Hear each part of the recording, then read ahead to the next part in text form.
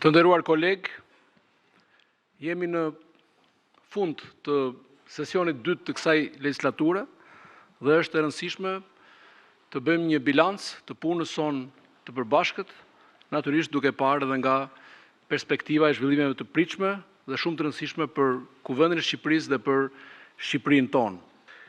Dëshiroj të tregoj dhe të ndaj me ju se si kemi ushtruar së bashku përgjegjësitë kushtetuese të Kuvendit, si kemi kontribuar për ta bërë këtë institucion më modern dhe profesional për të përgjigjur sfidave të një vendi që po ecën drejt bashkimit evropian.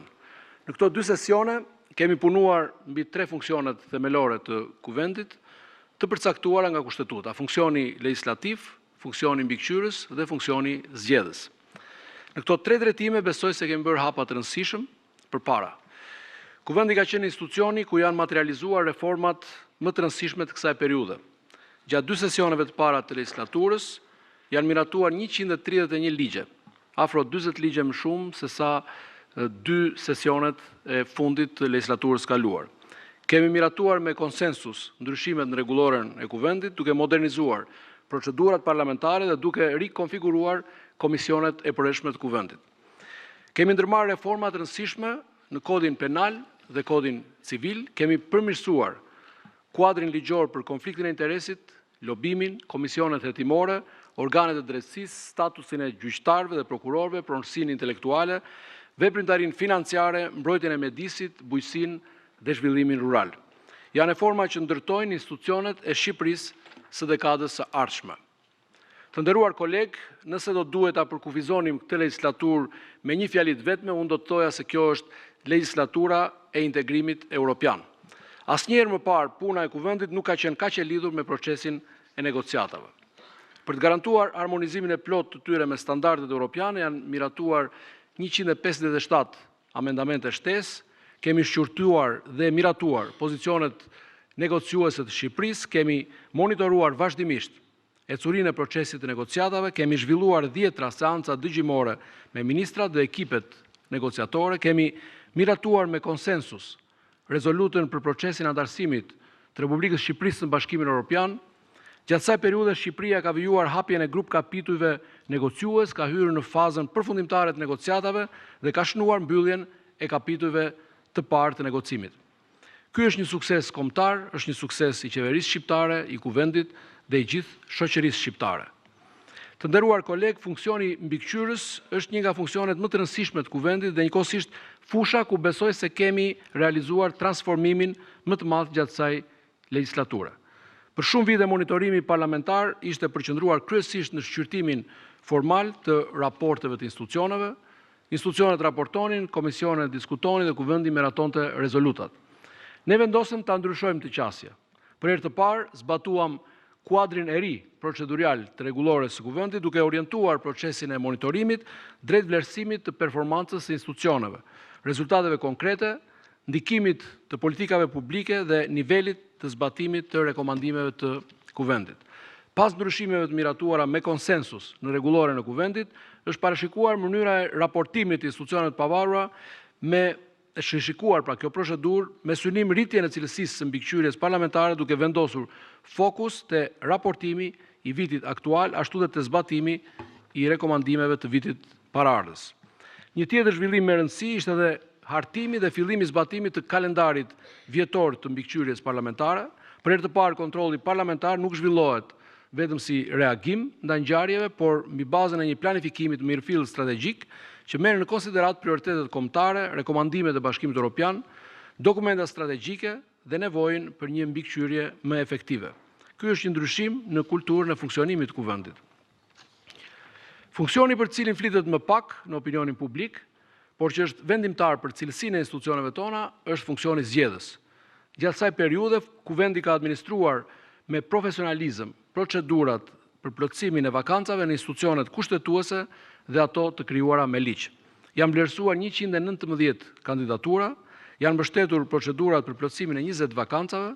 Në të gjitha këto procese kemi ndjekur një parim të qartë, meritën, transparencën, respektimin rigoros të kushtetutës dhe ligjit.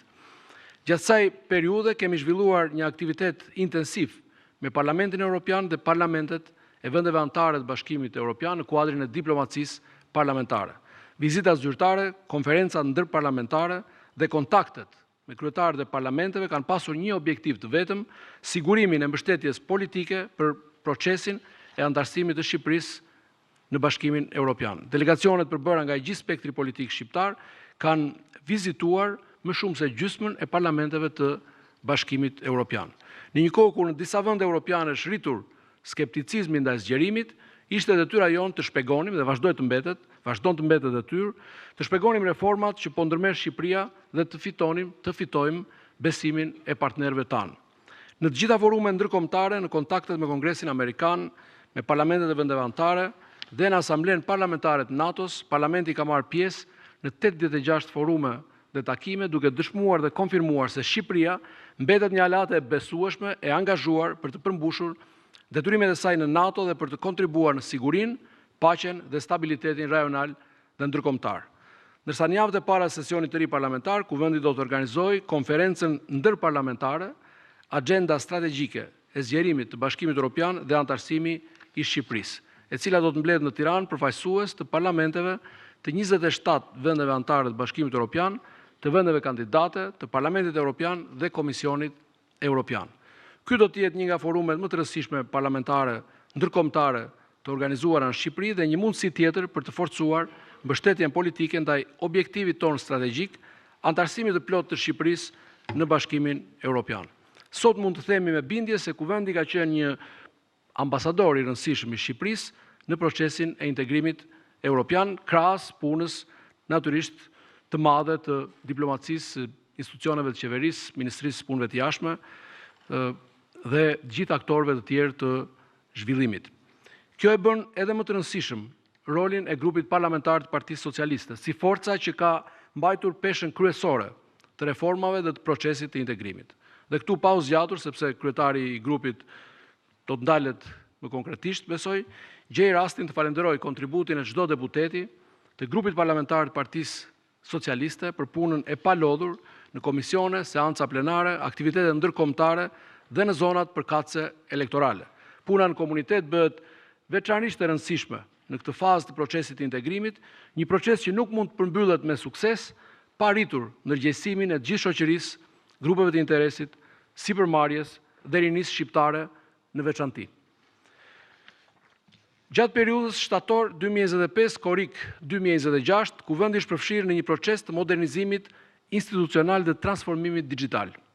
Një nga arritjet më të rëndësishme të vitit 2026 ka qenë implementimi i sistemit të transkriptimit automatik në kohë reale të veprimtarisë parlamentare nëpërmjet inteligjencës artificiale.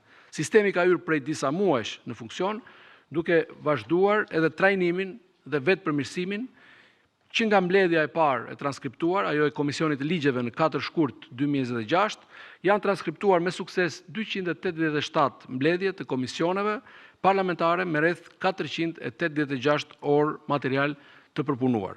Aktualisht të gjitha seancat plenare transkriptohen dhe transmetohen drejt për drejt me titra në kanalin e Kuvendit në YouTube. Një drejtim i ri me rëndësi strategjike është integrimi i inteligjencës artificiale në mbështetje të veprimtarisë parlamentare, duke shfrytzuar burimet e arkivës, si dhe punimet aktuale të seancave plenare dhe të komisioneve parlamentare. Në këtë kuadër është konceptuar iniciativa Media Hub AI. Nëpërmjet inteligjencës artificiale, platforma do të mundsojë kërkimin dhe analizimin e përmbajtjes bazuar në kontekstin e diskutimeve parlamentare, duke vendosur standarde të reja transparence dhe qasje në informacion. Sistemi do të zhvillohet nga Agjencia Shtetërore Albanian Digital Solution dhe synohet të jetë funksional gjatë sesionit të ardhshëm parlamentar.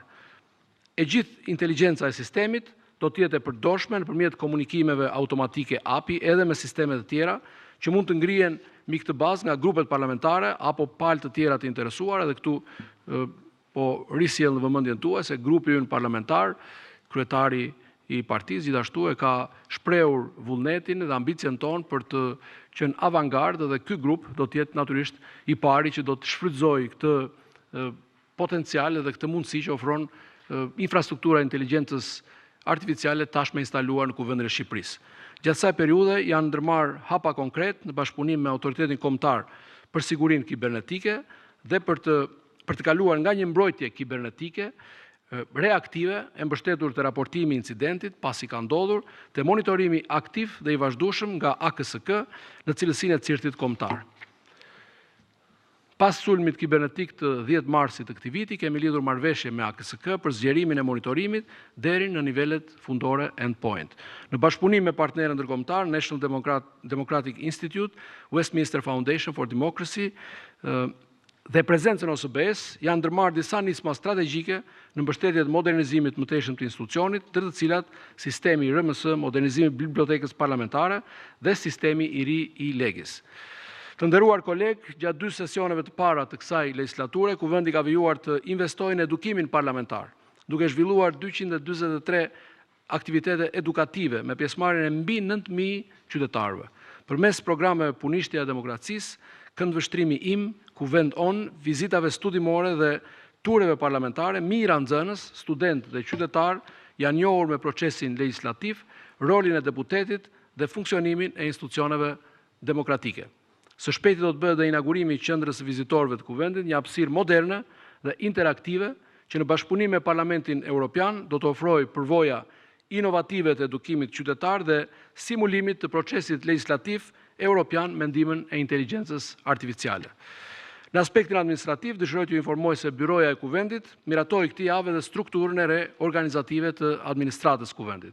Një reformë që synon modernizimin e institucionit dhe forcimin e kapaciteteve të tij. Nuk është një strukturë që synon zgjerimin e administratës, por riorganizimin dhe specializimin e saj në përputhje me sfidat e reja të procesit ligjbërës, integrimit evropian dhe transformimit digjital. Jam i bindur se efektet e saj do të reflektohen në një shërbim më cilësor, më efikas dhe më të orientuar drejt rezultateve. Dhe e fundit, sa i përket ambicjes sonë për një godinë të re të Parlamentit Shqiptar, të Kuvendit të Shqipërisë, kemi ndërtuar bashkëpunimin me Agjencinë Kombëtare të Planifikimit Territorit dhe Korporatën Shqiptare të Investimeve.